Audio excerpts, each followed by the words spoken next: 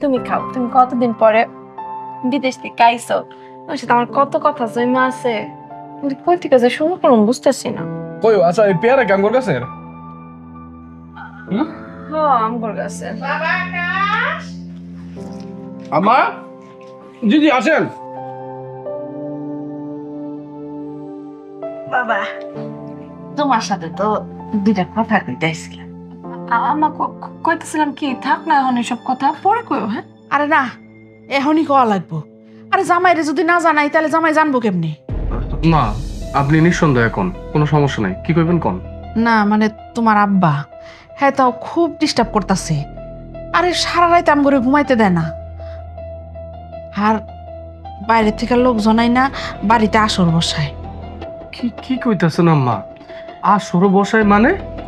হ্যাঁ, আব্বা ইদানিং খুব মেজাজ দেখায়, কিছু কইলেই তেইরা আসে।